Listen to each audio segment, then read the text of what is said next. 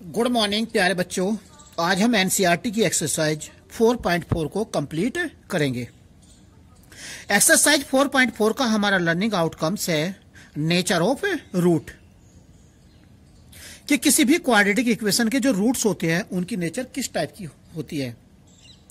तो nature of root में आएगा the root of a quadratic equation ax² + bx + c = 0 by quadratic formula are given by x is equal to -b plus minus under root b square minus 4ac upon 2a, or x is equal to -b plus minus under root d upon 2a, where d is equal to b square minus 4ac is called discriminant.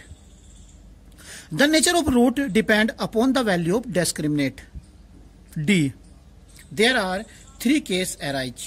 Case first, when d greater than equal 0. Case second, when d is equal to 0. और third case, when d less than 0.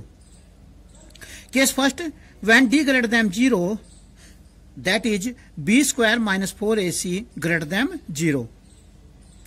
Then the quadratic equation has two distinct roots. X is equal to -b plus under root d upon 2a, and x is equal to -b minus under root d upon 2a. Case second, when d is equal to 0, then the quadratic equation has two equal roots. That is x is equal to -b upon 2a and x is equal to -b upon 2a.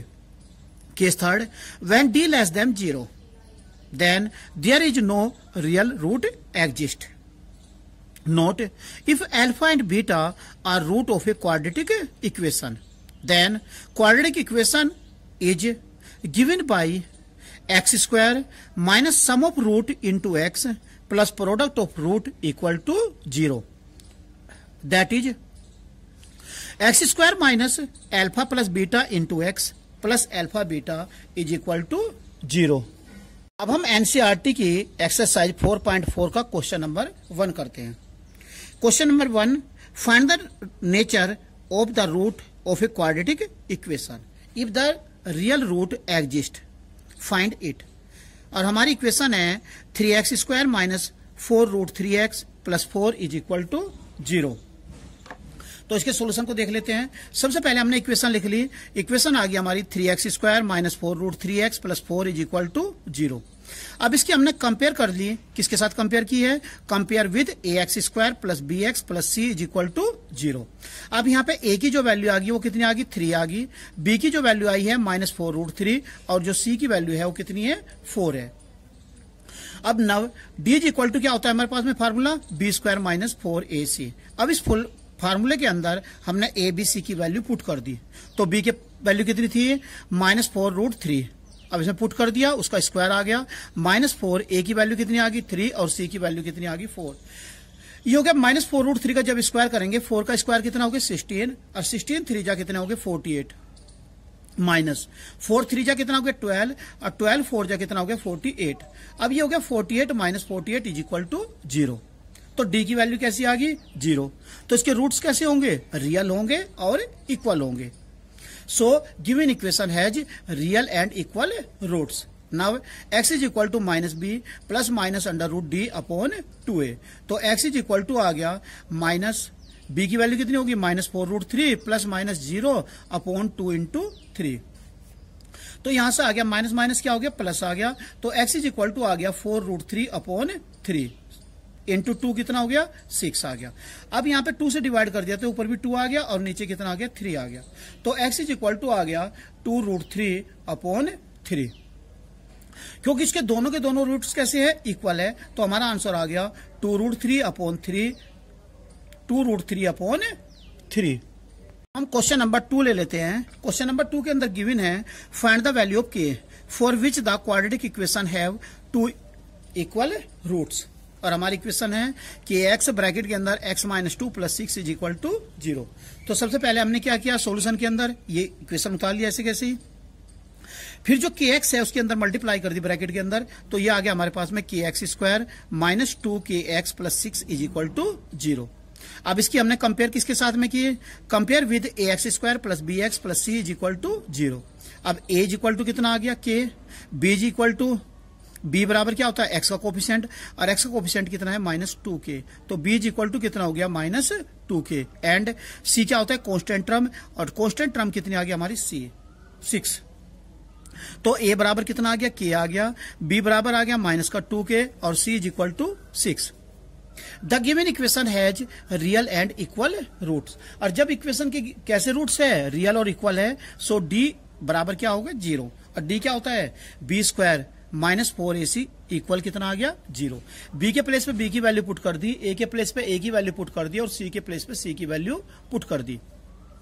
अब ये आ गया -2k का whole square -4, ए की value होगी k into 6 is equal to 0। 2 का square कितना आ गया 4 आ गया, तो ये आ गया 4k square -24 k is equal to 0। अब इन दोनों में से क्या कॉमन आ रहा है, 4k बाहर कॉमन आ गया, तो ये बच गया k -6 is equal to 0।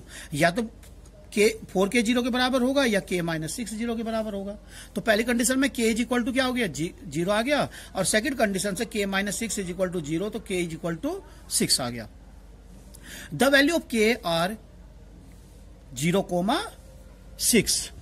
Now we take question number 5. Question number 5 is it possible to design a rectangular park of parameter 80 meter and area 400 meter square? If so, length and width. क्या हम एक ऐसा rectangular park को design कर सकते हैं कि जिसका पैरामीटर कितना कह रहा हो 80 मीटर हो और एरिया 400 मीटर स्क्वायर हो? अगर ऐसा संभव है तो उसकी लेंथ और विड्थ कितनी होगी? अब इसका सॉल्यूशन देख लेते हैं। तो सॉल्यूशन में सबसे पहले हमने मान लिया let length of rectangular park equal आ गया x मीटर, कि जो हमने रेक्टेंगुलर पार्क लिया है ऊपर उसकी जो लेंथ है उसको क्या मान लिया हमने x मीटर। Then width of rectangle park equal आ गया 40 माइनस x मीटर। अब ये जो 40 माइनस x आया ये कैसा आया? तो सबसे पहले because two length plus width equal to होता है पैरामीटर के, कि पैरामीटर का जो फार्मूला होता है वो क्या होता है 2 ब्रैकेट के अंदर लेंथ प्लस विड्थ। अब ये आ गया 2 ब्रैकेट के अंदर कितना हो गया, लेंथ को हमने x माना है, प्लस कितना हो गया विड्थ इज इक्वल टू 80।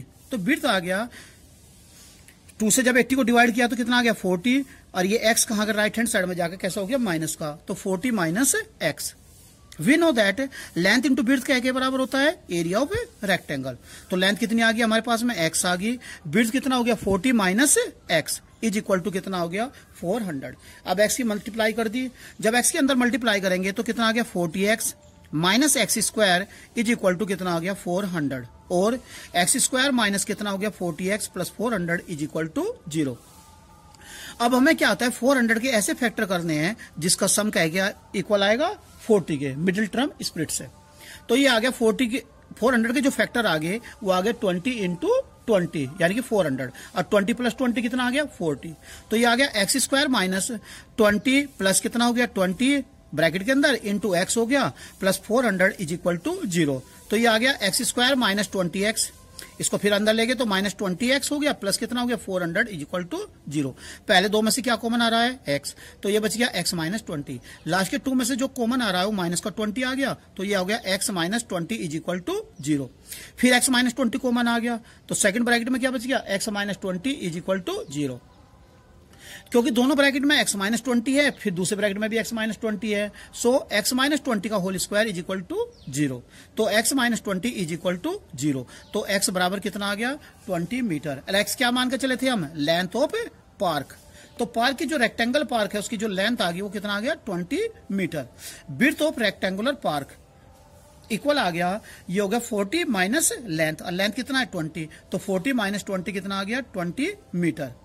तो हमारा आंसर आ गया लेंथ कितनी आई है 20 मीटर और विड्थ कितनी आ गई 20 मीटर। क्योंकि इसकी लेंथ और width both are same, so it is a square. कि जो पार्क होगा वो पार्क की नेचर कैसी होगी, square types. Now complete exercise 4.5।